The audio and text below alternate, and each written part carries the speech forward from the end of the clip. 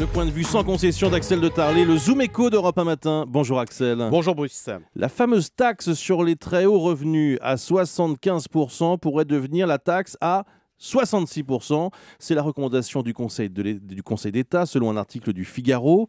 Alors cette taxe, ce que vous nous dites ce matin, Axel, c'est que c'est un énorme boulet pour François Hollande. Eh bien oui, parce qu'il ne peut pas renoncer. François Hollande a été en partie élu sur cette promesse de taxer à 75% les revenus extravagants des grands patrons.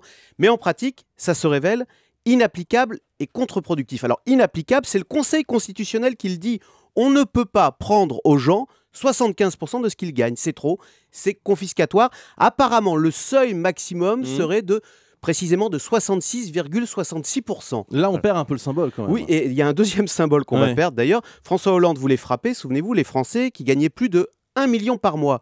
Sauf qu'avec les impôts, ça ne marche pas. On ne raisonne pas par personne, on raisonne par couple, par foyer. Donc, il faudrait faire 2 fois 1 million. Vous voyez, on perd toute la symbolique pour une taxe qui est totalement inefficace. Mais pourquoi inefficace? Ça va quand même rapporter de l'argent. Non, ça concerne très peu de monde, quelques milliers au maximum. Mais les effets sont ravageurs. D'abord, la France va de nouveau être brocardée dans le monde entier comme le pays où l'on coupe la tête de ceux qui s'enrichissent. Et puis, autre effet ravageur, on l'a vu, l'exil.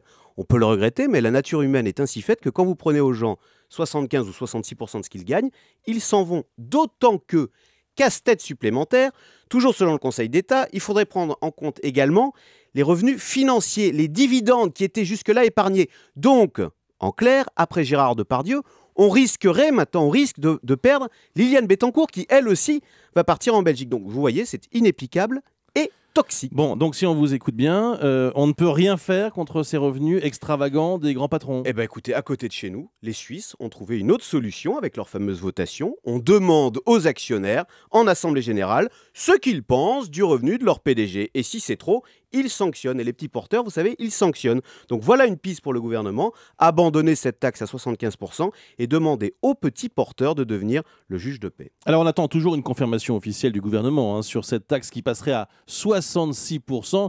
Et la question sera posée tout à l'heure à Michel Sapin, le ministre du Travail, qui sera l'invité de Jean-Pierre Elkabbach sur Europe 1 à 8h20.